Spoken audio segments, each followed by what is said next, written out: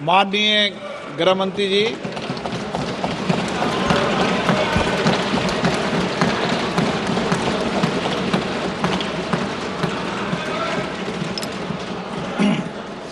माननीय अध्यक्ष जी, आज जो मेरे साथी मंत्री बिल लेकर आए हैं उसके समर्थन में मैं खड़ा हुआ। माननीय अध्यक्ष जी, मैं सुबह से जो चर्चा चल रही है 12 बजे से, ओके एक मिनट चेक कराता हूँ। हाँ एक सेकंड चेक कराता हूँ। एक सेकंड में करा रहे हैं, चेक कर रहे हैं। माननीय अध्यक्ष जी, 2 मिनट लगता है कभी। सुबह से जो चर्चा चल रही है उसको मैंने बारीकी से सुना है। मुझे लगता है या तो निर्दोष भाव से या तो राजनीतिक कारणों से ढेर सारी भ्रांतियां कई सदस्यों के मन में भी है और कई सारी भ्रांतियां सदन के माध्यम से, आपके माध्यम से पूरे देश भर में फैलाने का प्रयास भी हो रहा है। बिल पर चर्चा का जवाब तो माननीय रिज्जू साहब देंगे। मैं कुछ बातें यहां रखी है, इसको मेरी समझ के हिसाब से क्लैरिफाई करने का जरूर प्रयास करूंगा। ये वक्त एक अरबी शब्द है। वक्त का इतिहास मान्यवर कुछ हदीसों से जुड़ा हुआ मिलता है और आजकल जिस अर्थ में वक्त शब्द का प्रयोग किया जाता है, इसका मतलब है अल्लाह के नाम पर संपत्ति का दान, पवित्र धार्मिक उद्देश्यों के लिए संपत्ति का दान। मान्यवर वक्त का समकालीन अर्थ, अभी जो अर्थ हम समझ रहे हैं, वो इस्लाम के दूसरे खलीफा श्री उमर के समय में अस्तित्व में आया। एक प्रकार से इसकी आज की भाषा में व्याख्या करें तो वक्फ एक प्रकार का चैरिटेबल एंडोनमेंट है और जहां एक व्यक्ति संपत्ति, भूमि या मूल्यवान संपत्ति धार्मिक या सामाजिक भलाई के लिए दान करता है बिना उसको वापस लेने के उद्देश्य से, वहां वक्फ की रचना करती। इसमें दान देता है, वो शब्द का बड़ा महत्व है। दान उस चीज का ही कर्ज किया जा सकता है जो हमारा है। सरकारी संपत्ति का दान मैं नहीं कर सकता। मान्यवर किसी और की संपत्ति का दान मैं नहीं कर सकता। दान उसी चीज का किया जाता है जो हमारा है। मान्यवर इसी विषय पर ये सारा जो बहस चल रहा है, चल रहा है। भारत का जहां तक सवाल है, दिल्ली में सल्तनत काल के प्रारंभ में मुइज़ुद्दीन घोरी के समय पर पहली बार वक्फ अस्तित्व में आया। अंग्रेजों के जमाने में 1863 के धार्मिक दान अधिनियम से चलता था। बाद में चैरिटेबल प्रॉपर्टीज एक्ट 1890 से चला। उसके बाद 1913 में मुसलमान वक्फ वैलिडेटिंग एक्ट अस्तित्व में आया। तब तक ये सारी प्रक्रियाएं चैरिटेबल एक्ट के तहत चलती थी। मान्यवर आजादी के बाद वही एक्ट को 1954 में वक्फ के केंद्रीकरण के लिए बदला गया। 95 में वक्फ न्याय अधिकरण और वक्फ बोर्डों की स्थापना की। अब ध्यान से सुनिएगा मान्यवर, वक्फ परिषद और वक्फ बोर्ड ये 1995 से आए। ये पूरा झगड़ा जो चल रहा है, आपने नॉन हिंदू को रख दिया और नॉन मुस्लिम को रख दिया, गैर मुस्लिम को रखा। वो झगड़ा वक्फ में दखल करने का है।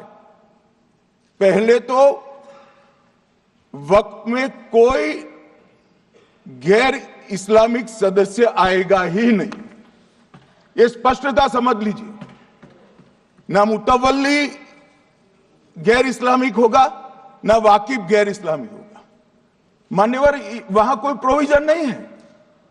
जो धार्मिक संस्थाओं का संचालन करते हैं उसमें कोई गैर मुस्लिम व्यक्ति रखने का प्रावधान किया भी नहीं है, हम करना भी नहीं चाहते हैं मान्यवर। इसलिए जो बड़े बड़े भाषण करते हैं कि समानता का अधिकार चला गया, दो धर्मों के बीच में समानता नहीं रही, मुसलमानों के धार्मिक अधिकारों के बीच में दखल खड़ी हो जाएगी, कुछ नहीं होने वाला मान्यवर। इस दृष्टि से देखें तो 1995 तक वक्फ की काउंसिल और वक्फ बोर्ड था ही नहीं, वो तो 95 से आया। और मान्यवर, ये जो भ्रम खड़ा किया जाता है कि ये एक मुस्लिम भाइयों के धार्मिक क्रियाकलापों के अंदर, उनके दान की हुई संपत्ति के अंदर दखल करने का है, ये बहुत बड़ी भ्रांति फैलाकर माइनॉरिटी को डराकर अपनी वोट बैंक खड़ी करने के लिए किया जा रहा है मान्यवर। कहां पर गैर मुस्लिम सदस्य रखे जाएंगे? परिषद में और वक्फ बोर्ड में। उसका काम क्या है? उनका काम धार्मिक क्रियाकलापों को कुछ चलाने का नहीं है। वो शुद्ध रूप से वक्फ का जो कानून, दान के लिए किसी ने दी हुई संपत्ति, उसका एडमिनिस्ट्रेशन अच्छे से चल रहा है नहीं चल रहा है, कानून के हिसाब से चल रहा है नहीं चल रहा है, या तो दान जिस चीज के लिए दिया गया, इस्लाम धर्म के लिए दिया गया, गरीबों के भोजन के लिए दिया गया, गरीबों के उद्धार के लिए, वो उद्देश्य के लिए इसका उपयोग हो रहा है नहीं हो रहा है, इसका नियमन करने का काम है मान्यवर। अब मैं इसको मान्यवर बाकी सारे धर्मों के साथ कंपैरिजन करते हैं और कहते हैं दखल किया है। मैं उसको स्पष्ट करना चाहता हूं। मान्यवर, वक्फ जो है वो हमारे यहां ट्रस्ट एक्ट है, इसमें ट्रस्ट है। तो ट्रस्ट के अंदर जो ट्रस्ट को बनाते हैं वो ट्रस्टी होते हैं और एक मैनेजिंग ट्रस्टी होते हैं। वक्फ में वाकिफ होता है, वक्फ होता है और मुतवल्ली होता है। ये सारे इस्लाम के अनुयायी हैं मानो। अरे भाई, आप कह रहे हो, हम तो कह रहे हैं क्योंकि इसका वक्फ शब्द ही इस्लाम से आया है, इसलिए हम कह रहे हैं कि वक्फ वो ही कर सकता है जो इस्लाम का अनुयायी हो। अब आप उसका विरोध कर रहे हो, तो आप तो वक्फ में भी नॉन इस्लामिक आदमी चाहते हो। मान्यवर, क्या कह रहे हैं? हम इसलिए कह रहे हैं कि वक्फ वो ही कर सकता है जो प्रैक्टिसिंग इस्लाम को प्रैक्टिस करता होगा, क्योंकि मान्यवर इसकी उत्पत्ति ही इस्लाम के सिद्धांतों से हुई। अब मान्यवर, चाहे वक्फ धार्मिक हुआ, वक्फ बोर्ड नहीं हुआ, वक्फ परिषद भी नहीं हुई। अरे सुनो भाई, मान्यवर, ट्रस्ट के अंदर ट्रस्टी जो होते हैं, जो चर्च होगा तो क्रिश्चियन होंगे, पारसी भी होंगे, पारसी के लिए वो ट्रस्ट होगा, तो हिंदू होगा तो वो हिंदू के लिए। अब चैरिटी कमिश्नर हम कहेंगे कि भाई मुस्लिम क्यों आया? मुझे बताओ, चैरिटी कमिश्नर एक्ट में मुसलमान चैरिटी कमिश्नर बन सकता है या नहीं बन सकता है? उसको ट्रस्ट नहीं चलाना है, उसको चैरिटी के कानून के हिसाब से वो ट्रस्ट चले, उसकी देखरेख करनी है। ये धार्मिक नहीं है, ये धर्म का काम नहीं है मान्यवर, ये एडमिनिस्ट्रेटिव वर्क है। और इसलिए तो फिर चैरिटी कमिश्नर हिंदू होगा तो वो क्रिश्चियनों के ट्रस्ट का कैसे देखरेख करेगा? चैरिटी कमिश्नर क्रिश्चियन होगा तो जैनियों के और हिंदुओं के ट्रस्ट का कैसे देखरेख करेगा? अब बताओ कि सारे ट्रस्ट के चैरिटी कमिश्नर अलग अलग बन, देश तोड़ दोगे आप लोग। तो तोड़ दोगे। हमने साहब, मैं अभी भी आपके माध्यम से, इस सदन के माध्यम से देश भर के मुसलमान भाइयों बहनों को कहना चाहता हूं, आपके वक्फ में एक भी नॉन मुस्लिम नहीं आएगा। ये एक्ट में ऐसा कोई प्रावधान नहीं। मगर जो वक्फ बोर्ड है और वक्फ परिषद है, उसका काम क्या है? वक्फ की संपत्तियां मान्यवर बेच खाने वाले लोगों को पकड़कर इसके बाहर निकालने का। वक्फ के नाम पर औने पौने दाम में संपत्तियों को 100 साल तक किराए पे देने वाले लोगों को पकड़ना है। वक्फ का जो पैसा होता है, इनकम जो गिरती जा रही है, जिसके माध्यम से माइनॉरिटी का विकास करना है, माइनॉरिटी को आगे बढ़ाना है, इस्लाम धर्म की सारी धार्मिक संस्थाओं को पुख्ता करना है। ये पैसा जो चोरी होता है ना, उसको पकड़ने का काम वक्फ बोर्ड, वक्फ परिषद करे। और मान्यवर, वो चाहते हैं कि इनके राज में जो मिलीभगत चली वो चलती रहे। ये नहीं चलेगी, ये नहीं चलेगी। और मान्यवर, मैं आज आपको बताना चाहता हूं क्या स्थिति हुई है। मान्यवर, सबने कहा, रिपीटेशन भी होगा, परंतु मैं कहना चाहता हूं मान्यवर कि वक्फ के 2013 में जो अमेंडमेंट्स आए, अब बिल किरण भाई का है, मगर मैं कह सकता हूं कि वक्फ का 2013 का अमेंडमेंट न किया होता तो ये बिल लाने की शायद जरूरत न पड़ती। सब कुछ अच्छा चलता था। 14 में चुनाव आने वाला था, 13 में रातों रात तुष्टीकरण करने के लिए वक्फ कानून को एक्सट्रीम बना दिया गया। और मान्यवर, इसके कारण क्या हुआ?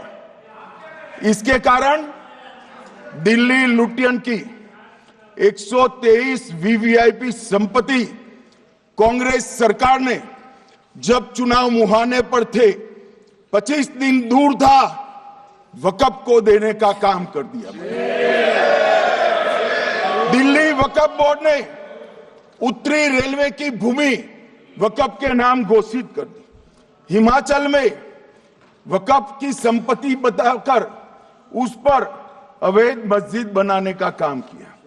250 हेक्टेयर क्षेत्रफल वाले 12 गांव पर वक्फ का स्वामित्व हो गया तब तमिलनाडु में।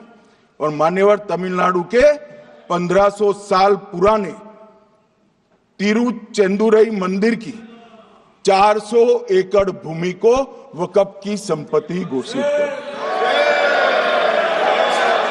ये जब मंदिर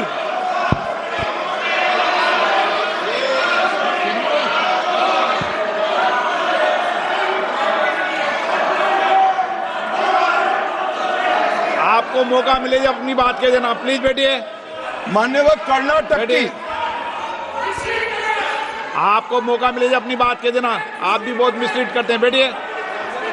गृह मंत्री जी। मान्यवर, कर्नाटक की मणिपट्टी समिति का रिपोर्ट मैं पढ़ रहा हूं, इसमें मेरा कुछ नहीं है, खड़े मत हो जाना। ये मणिपट्टी समिति का रिपोर्ट है। 29,000 एकड़ भूमि वक्फ की बिजनेस के उपयोग के लिए किराए पर दे दी। मान्यवर, 2001 से 12 के बीच 2 लाख करोड़ की वक्फ की संपत्ति निजी संस्थानों को हस्तांतरित कर दी 100 साल की लीज पर। मान्यवर, बेंगलुरु में उच्च न्यायालय में बीच में पढ़ना पड़ा, 602 एकड़ भूमि को जब्त करने से रोकना पड़ा। विजयपुर कर्नाटक के होनवाड़ गांव की 1500 एकड़ भूमि पर दावा कर उसको विवाद में डाला और 500 करोड़ की संपत्ति जिस भूमि का मूल्य है, वहां 5 स्टार होटल को महीने 12,000 रुपए के किराए से दे दिया। अब मान्यवर ये कहते हैं कि इसका हिसाब किताब न करो, इसकी देखरेख न करो। भाई, ये पैसा जो है देश के गरीब मुसलमान का है, ये गन्ना सोटों की चोरी के लिए नहीं, ये इसको रोकने के लिए। और इनके जो ठेकेदार बैठे हैं मान्यवर, ये यहां गरज गरज कर बोलते हैं, खुद तो समझे बगैर बोलते हैं, कुछ समझ कर बोलते हैं। उनको लगता है कि इससे हम जीत जाएंगे। मान्यवर, कर्नाटक में दत्तापीठ के मंदिर पर क्लेम किया,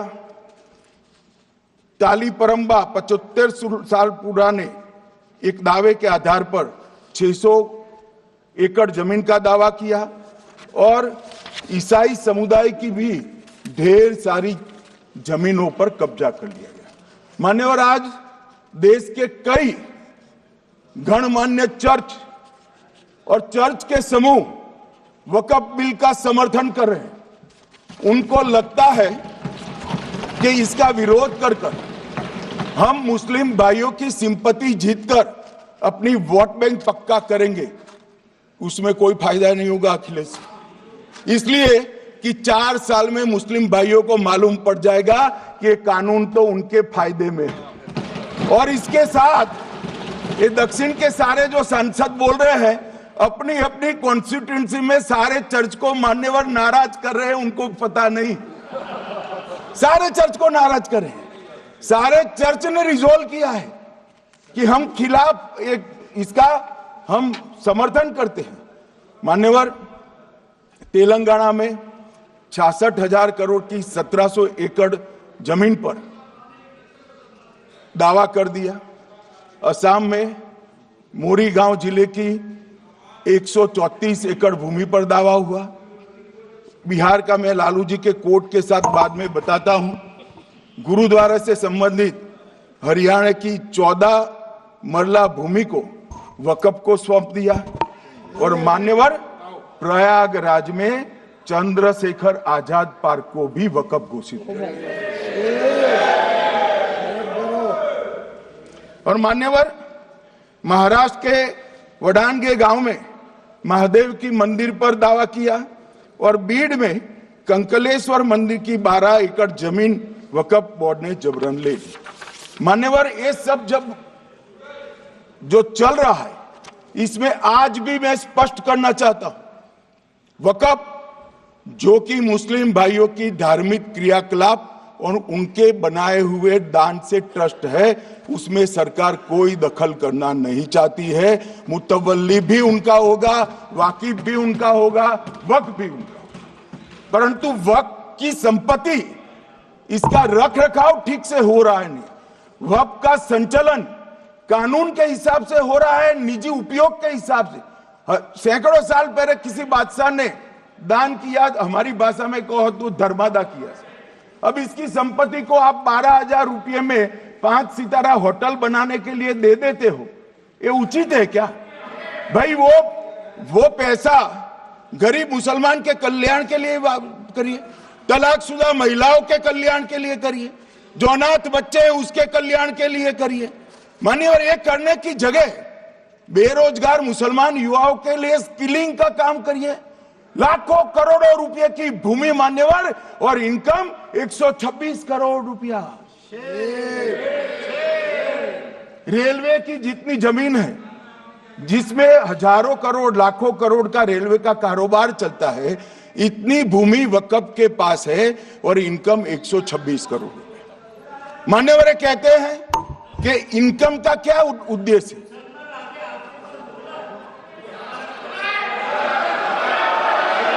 बैठ जाओ।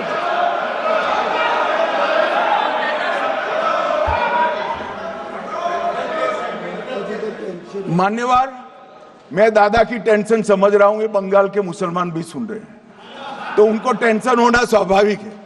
मान्यवर, लालू प्रसाद जी, आज आरजेडी के सारे सदस्य बोले, जब 2013 का अमेंडमेंट आया, मैं लालू जी का तो पूरा पढ़ना चाहता हूं, बाकी सदस्यों का सिर्फ टोकन पढ़ूंगा। लालू जी ने क्या कहा? मैडम, सरकार जो यह संशोधन विधेयक पेश किया है, सरकार की पहल का हम स्वागत करते हैं। शाहनवाज हुसैन जी और अन्य माननीय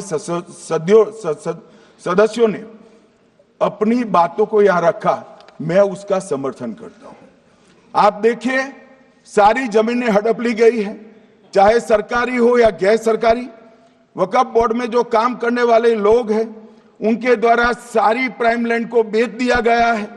पटना में ही डाक बंगले की जितनी प्रॉपर्टी सब अपार्टमेंट बन गए। इस तरह की काफी लूट खसोट हुई है। हम संशोधन विधेयक तो आपको अंत में लाए हैं, समर्थन करते हैं, लेकिन मैं चाहता हूं कि भविष्य में आप कड़ा कानून लाइए और ये जो चोरी करने वाले लोग हो उनको जेल की सलाखों के पीछे। अब साहब, लालू प्रसाद की इच्छा इन्होंने तो पूरी नहीं की, नरेंद्र मोदी जी ने पूरी कर दी। ये लालू जी ने कहा था एक कड़ा कानून लाइए। मान्यवर शरीफुद्दीन शरीफ, उन्होंने कहा मंत्री जी समझते हैं कि शायद इससे मुसलमानों का वोट मिल जाएगा, लिहाजा मुसलमान लोगों ने भी खुद ही तबाही मचाई है, इसलिए मैं गुजारिश करूंगा कि इसके लिए आप सख्त कानून बनाइए, उनके हाथों में हथकड़ियां पहनाइए और जो उनके कब्जे किए हैं वो जमीनों बेचकर गरीब और तलाकशुदा मुस्लिम बहनों का कल्याण करिए। इसके बाद श्री हमीदुल्लाह सैयद लक्षद्वीप से थे, उनका भी इसी टोन का भाषण है।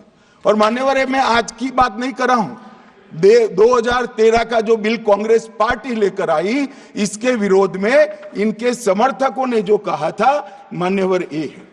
और क्या होगा भाई इससे? पारदर्शी ऑडिट होगी, आज ऑडिट ही नहीं हो रही।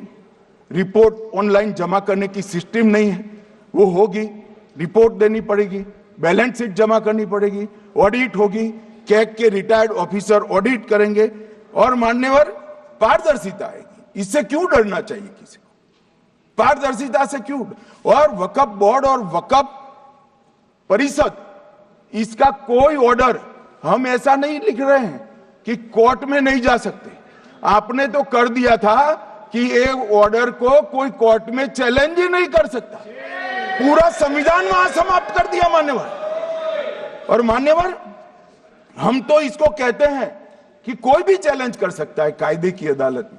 इस देश में संविधान का राज है, ग्रीवेंसेस जिसका भी हो कोर्ट में जा सकता है।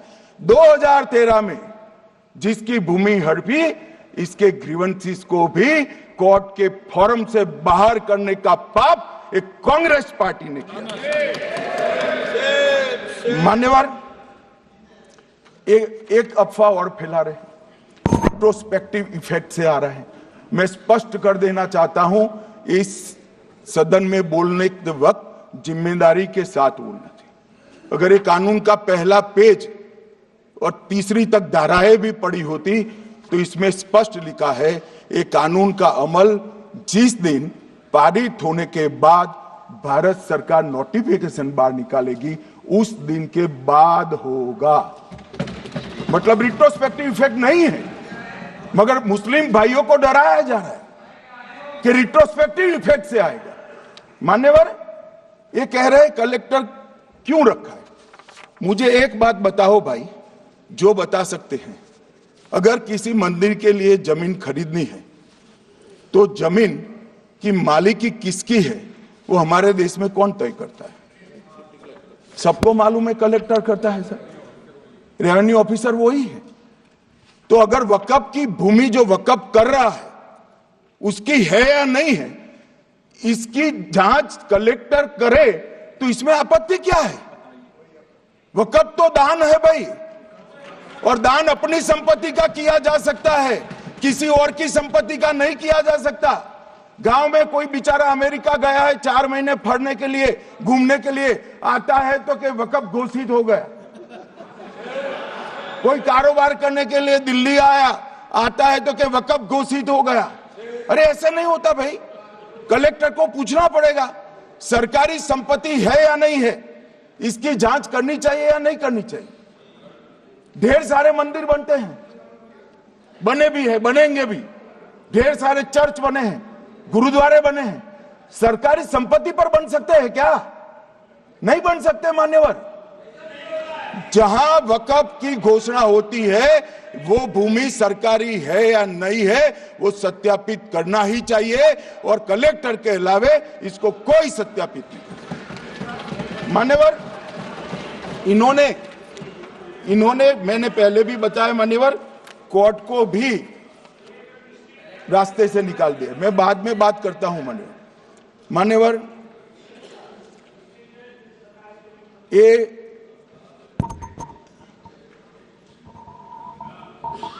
मान्यवर एक उपयोग के आधार पर वक्त की समाप्ति।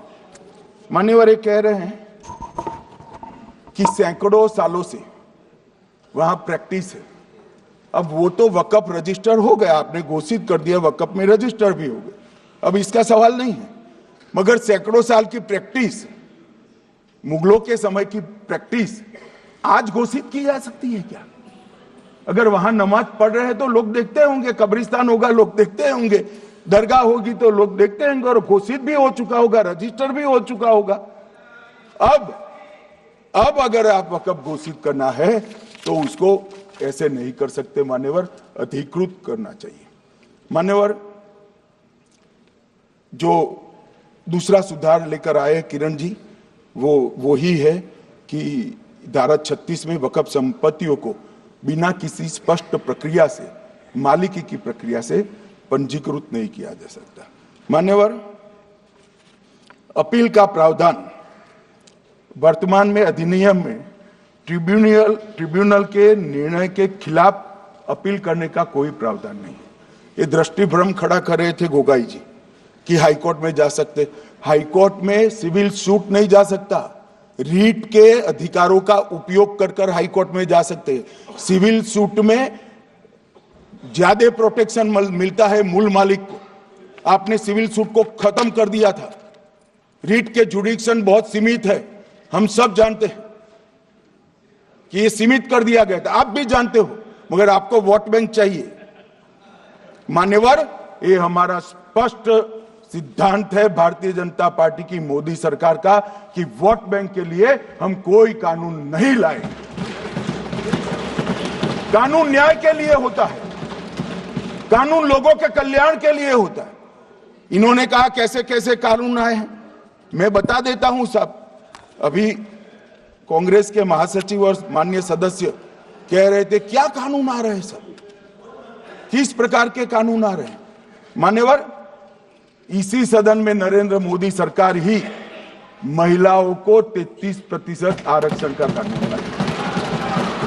इसी सरकार में पिछड़ों को संवैधानिक अधिकार दिया गया। मान्यवर, इसी सरकार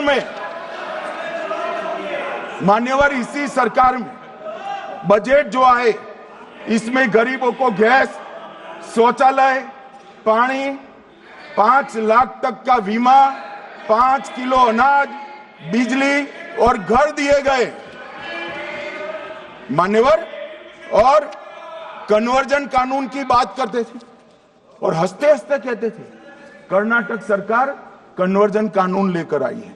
सबसे पहला कन्वर्जन कानून उड़ीसा और मध्य प्रदेश में कांग्रेस सरकार लेकर आई, मगर उस वक्त कांग्रेस सरकार तुष्टीकरण की नीति पर नहीं चलती थी, महात्मा गांधी के सिद्धांतों पर चलती थी। मध्य प्रदेश और उड़ीसा में सबसे पहला कन्वर्जन के खिलाफ कानून कोई लाया तो कांग्रेस पार्टी लाई, और मुझे गर्व है मेरी पार्टी की सरकारें कन्वर्जन पर कानून लाती है।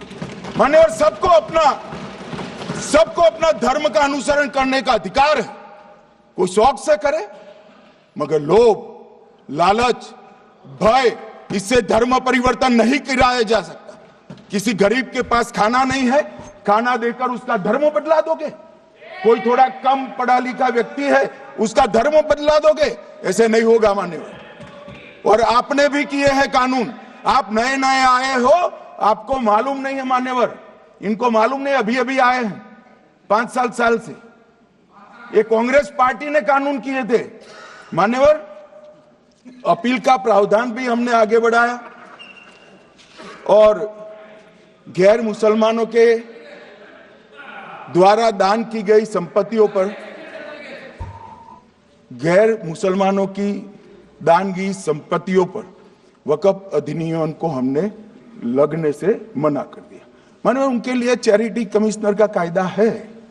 ये प्रैक्टिसिंग इस्लाम, जो इस्लाम की प्रैक्टिस करते हैं, इसीलिए मान्यवर हमने ओवरराइडिंग इफेक्ट को भी समाप्त कर दिया। माननीय ट्रस्ट का नियमन करने का जो कानून होता है, जैसे चैरिटी कमिश्नर के कानून में कोई ओवरराइडिंग इफेक्ट नहीं है। जहां क्लासेस आते हैं वहां ओवरराइडिंग इफेक्ट होती है। यहां ओवरराइडिंग इफेक्ट इसलिए देगी कि आप जिसकी संपत्ति हड़पी जाएगी उसको कोर्ट से जाने से रोकना चाहते थे, इसलिए ओवरराइडिंग इफेक्ट जो हमने मान्यवर निकाल दिया है। मान्यवर एक ऐसी चर्चा लेकर आए कि चर्चा नहीं हुई। मैं आपको बताना चाहता हूं 2013 में जो अमेंडमेंट बिल आया, जिसके कारण ये बिल लाना पड़ा, वो बिल में कुल मिलाकर 5.4 घंटे चर्चा हुई थी, 5.5 घंटे दोनों सदन मिलाकर। और इस बिल में दोनों सदन मिलाकर 16 घंटे चर्चा हो रही है मान्यवर, 16 घंटे। इसके अलावे हमने डिमांड किया समिति बनाओ, समिति भी बनाई, 38 मीटिंगें हुई, 113 घंटे चर्चा हुई, 284 हितधारक बनाए गए। वक्फ बोर्डों की संख्या जो उपस्थित वक्फ बोर्ड भी हुए राज्यों के 25 हुए, राज्य सरकार के प्रतिनिधि 15 राज्य सरकारों के आए, सांसद 8 हुए, विधायक विधान परिषद 7 हुए और अध्ययन दौरे 3 किए गए और अल्पसंख्यक आयोगों को भी 5 बुलाया गया। ये सबसे 92.68 लाख करीब 1 करोड़ सुझाव देश भर से ऑनलाइन आए। इसकी मीमांसा कर एक कानून बना है। आप ऐसे इसको खारिज नहीं कर सकते हो भाई, पूरी प्रक्रिया को। आप जो कर रहे हैं 5.5 घंटे की प्रक्रिया, ये बहुत लोकतांत्रिक प्रक्रिया है और हम 16 घंटे चर्चा करते हैं कि चर्चा आपके अनुरूप चर्चा नहीं हो सकती। ये सदन में हर सदस्य बोलने के लिए स्वतंत्र है, कोई परिवार की यहां चलती नहीं है। ये तो जनता के नुमाइंदे हैं, किसी की कृपा से नहीं आए हैं। मान्यवर, वो जो दिल में है, जो जनता की आवाज है, वो रखेंगे। मान्यवर, एक सदस्य द्वारा कहा गया कि ये मिसलीडिंग है कि पुराने कानून में 2013 के जो अमेंडमेंट्स थे उसमें अपील का प्रोविजन था। अब मैं कहना चाहता हूं 83(9) उसमें अधिकरण द्वारा किए गए किसी भी विनिश्चय का आदेश विरुद्ध, चाहे वो अंतरिम हो या फाइनल, इस पर अपील नहीं हो सकती। इसका मतलब अपील का प्रोविजन आपने रखा ही नहीं था। सिविल न्यायालय, राजस्व कोर्ट और अन्य प्राधिकरण, उसके अधिकार क्षेत्र पर भी प्रतिबंध लगा दिया गया। और सरकारी अधिसूचना जो बाद में वक्फ बोर्ड और वक्फ परिषद के एडवाइस से होगी, इसको भी कोई चुनौती नहीं दे सकता। मान्यवर, मुझे ये बताओ कि अभी अभी फैशन है संविधान लहराने की। ये संविधान के हिसाब से सरकार का या किसी भी निजी संस्था का कोई भी फैसला मान्यवर कायदे की कोर्ट से बाहर कैसे हो सकता है? कोई भी फैसला हो, ये देश की अदालत वो फैसले तक रुचि नहीं रखेगी। नागरिक ग्रीवेंसेस लेकर कहां जाएंगे? जिसकी भूमि हड़प कर ली गई वो कहां जाएगा? ऐसा नहीं चलेगा। आपकी वोट बैंक के लिए आपने किया था, हम खारिज कर रहे हैं, हम खारिज कर रहे हैं। ऐसा नहीं चलेगा। अदालत में जाइए, जिसको ग्रीवेंसेस है इधर और साइड से, और अदालत न्याय करेगी। न्याय के लिए तो अदालतें बनी हैं। और मान्यवर, यहां एक सदस्य ने कह दिया माइनॉरिटी इस कानून को स्वीकार नहीं करेगी। क्या धमकाना चाहते हो भाई? संसद का कानून है, सबको स्वीकार करना पड़ेगा। स्वीकार नहीं करेंगे मतलब क्या है? कैसे बोल सकते हैं कोई? हम कानून को स्वीकार नहीं करेंगे। ये कानून भारत सरकार का है, हर एक पर बंधन करता होगा और इसको स्वीकार करना पड़ेगा। मान्यवर, ये हमने तो खैर वक्फ को छेड़खानी नहीं की। वक्फ बोर्ड और वक्फ परिषद के अंदर बदलाव किया है, मगर वक्फ के लिए भी क्या क्या जजमेंट आए। सैयद फजल पुकोया थंगल बनाम भारत संघ 10/11/28 को केरल उच्च न्यायालय ने उन्होंने कहा वक्फ बोर्ड एक स्टैट्यूटरी बॉडी है, यह मुस्लिम समुदाय का प्रतिनिधि निकाय नहीं है। इसका फंक्शनिंग मान्यवर एडमिनिस्ट्रेटिव है। धार्मिक क्रियाकलापों को तो वक्फ ने करना है, चाहे कब्रिस्तान हो, चाहे दरगाह हो, चाहे मस्जिद हो, चाहे चैरिटी का काम, वो वक्फ बोर्ड को नहीं करना है भाई।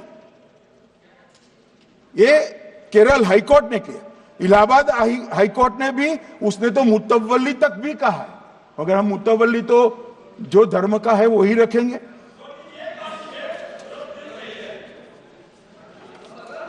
मान्यवर, इन्होंने कहा एक मुतवल्ली के कर्तव्य विशुद्ध रूप से धर्म निरपेक्ष कैरेक्टर है, मगर हम मुतवल्ली को छू नहीं रहे। मान्यवर ये कह रहे थे, मान्यवर ये कह रहे थे कि मान्यवर ये कह रहे थे कि कोई गड़बड़ियां नहीं हुई। मान्यवर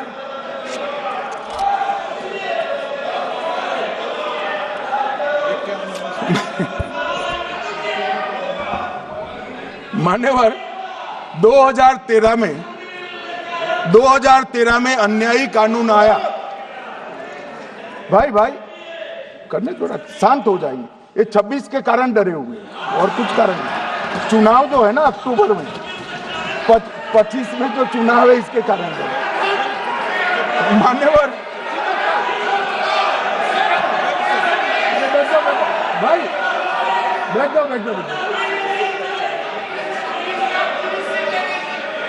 मान्यवर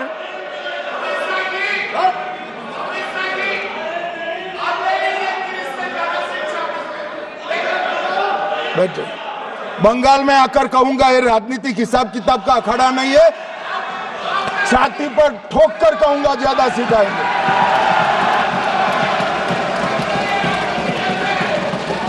मान्यवर 2013 के, अरे बैठ जाओ वकील साहब बैठ जाइए। मान्यवर 2013 में जे वो भी रिपीट होने वाले हैं। मान्यवर 2013 में बैठ जाओ। मान्यवर 1913 से लेकर 2013 तक 1913 से 2013 तक वक्फ बोर्ड का कुल एकड़ में भूमि सब वक्फ का मिलाकर 18 लाख एकड़ था। मेरी विनंती है सभी सदस्य इसको ध्यान से सुनिए। 1913 से 2013 तक 18 लाख एकड़ और 13 से 25 तक एक कानून बनने का परिणाम क्या आया, और नई 21 लाख एकड़ भूमि बढ़ गई। अब मान्यवर 39 लाख एकड़ जो भूमि है उसमें 21 लाख एकड़ 13 के बाद है। अब ये कह रहे हैं कि इसका दुरुपयोग नहीं हो रहा है। मान्यवर, और लीज पर दी गई संपत्तियां 20,000 थी और 25 में रिकॉर्ड के हिसाब से, हो सकता है गलत भी हो सकता है, रिकॉर्ड्स के हिसाब से 0 हो गई। तो मान्यवर संपत्तियां कहां गई? मान्यवर बेच दी गई। किसकी संपत्ति से, किसकी परमिशन से बेचा? मान्यवर मैंने पहले ही कह दिया कि केरल और देश भर के Catholic bishop council, Catholic bishop conference of India, Catholic Congress Kerala, भारतीय कैथोलिक धर्मगुरुओं की महासभा, केरल चर्चों की संयुक्त परिषद, कैथोलिक कांग्रेस केरला, ये सब ने इस बिल का समर्थन करा है और कहा है अन्यायी 2013 का सुधार। हम अकेले नहीं कह रहे मान्यवर। और मान्यवर, इसी एक्ट में हमने एक बात कही कि जो योगदान था वक्फ बोर्ड का वो 7% से घटाकर 5% कर दिया। मान्यवर, अब ये जो कह रहे हैं ये मुसलमान भाइयों के हित में कह रहे हैं जिसका विरोध कर रहे हैं या अहित में? अगर 7 से 5% हमने कम किया तो ये कहां जाएगा? वो वक्फ में रहेगा। वक्फ बोर्ड का कम किया है। जो मस्जिद चल रही है उसको हमने 2% बढ़ाया है। ये उल्टा समझ रहे हैं मान्यवर। ये बिल जमीनों की सुरक्षा प्रदान करेगी मान्यवर। किसी की जमीन अब घोषणा मात्र से वक्फ नहीं बनेगी, उसको प्रोटेक्शन। मान्यवर, पुरातत्व विभाग और एएसआई की जमीन को हम सुरक्षा देंगे। आदिवासी भाइयों की शेड्यूल 5 और शेड्यूल 6 की जो जमीन है वो सुरक्षित हो जाएगी। निजी संपत्ति जो आम नागरिकों की है वो भी सुरक्षित हो जाएगी। और वक्फ करने के लिए स्वामित्व को दान तो साहब अपनी संपत्ति का ही कर सकते हैं, गांव की संपत्ति का दान नहीं कर सकते। तो वक्फ निजी संपत्ति से ही स्वामित्व के बगैर नहीं हो पाएगा। इसमें पारदर्शिता लाने के लिए सूचना की प्रक्रिया को दाखिल किया गया है। वक्फ बोर्ड की वक्फ की जो संपत्ति घोषित करने की अधिकार थे उसको समाप्त कर दिए। कलेक्टर से सर्टिफाइड कराना पड़ेगा और नए वक्फ पारदर्शी तरीके से पंजीकृत भी करने पड़ेंगे। रजिस्ट्रेशन के बगैर कोई संस्था नहीं चल सकती। और मुस्लिम ट्रस्ट अब तक के जो है उसको हमने इस जो माफ करना, कई सारे ऐसे मुसलमान भाई हैं जो वक्फ के कानून को अंदर दायरे में आना नहीं चाहते। मुझे मिले थे वोरा समाज वाले, वोरा समाज है, अहमदिया है, कई सारे ऐसे समुदाय हैं, सिया भी है, पसमंदाओं के भी कुछ ट्रस्ट हैं। वो सभी को मैं एक आनंद का समाचार देना चाहता हूं, अब मुसलमान भी ट्रस्ट एक्ट के अंदर अपना ट्रस्ट रजिस्टर करा सकता है। इसके लिए कंपलसरी नहीं है कि वो वक्फ के कानून में भी जाए, चैरिटी कमिश्नर एक्ट के तहत वो करने वाला है। मान्यवर, भूमि के रिकॉर्ड का कार्यालय होगा, समाचार पत्र और क्षेत्रीय भाषाओं में इसकी एडवर्टाइज दी जाएगी। ढेर सारे प्रावधान मान्यवर इसके अंदर किए हैं। महिला, सिया, पसमंदा, वोरा, अहमदिया, उनका हमने समावेश किया ही है। और उन्होंने कहा, मैं सुन रहा था मान्यवर, एक फैशन हो गई, राम जन्मभूमि का मंदिर बनाने की बात आई तो इस देश के अंदर खून की नदियां बह जाएगी, मुसलमान रोड पर आ जाएगा, मुसलमानों का ये हो जाएगा, वो ट्रिपल तलाक, फिर से डर, सीए आया कि मुसलमानों की नागरिकता चली जाएगी। जिन जिन ने भाषण किया है, एक मुसलमान की नागरिकता गई है तो बता दो। मुसलमान भी जानता है। और मैं तो आपके माध्यम से देश के मुसलमानों को अपील करना चाहता हूं मान्यवर, मैंने बहुत झेला है। ये कहते थे कि सीए कानून मुसलमानों की नागरिकता लेने 2 साल हो गए, एक भी मुसलमान की नागरिकता गई है तो सदन के पटल पर रखी। कितना झूठ फैलाया इन्होंने। मान्यवर, धारा 370 हटाई, ये कह रहे थे मुसलमानों का ये हो जाएगा, वो हो जाएगा, फिर से उमर अब्दुल्ला जीत कर आज शासन करें।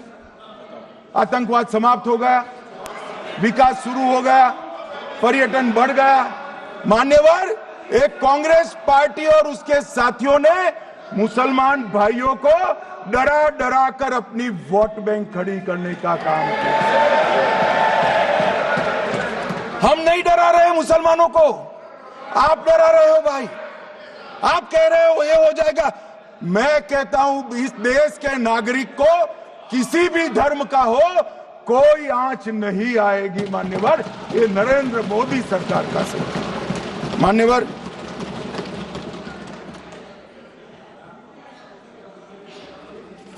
इनको मान्यवर ना पिछड़ों की चिंता है ना मुसलमानों की। ये सालों से जातिवाद और तुष्टीकरण इसके आधार पर काम करते हुए आए हैं और जातिवाद और तुष्टीकरण की राजनीति कर अपने परिवार की पॉलिटिक्स को आगे बढ़ाए हैं। मगर 2014 से मान्यवर जातिवाद, तुष्टीकरण और परिवारवाद को एक साथ नरेंद्र मोदी ने समाप्त कर विकास की राजनीति इस देश में प्रस्तावित की।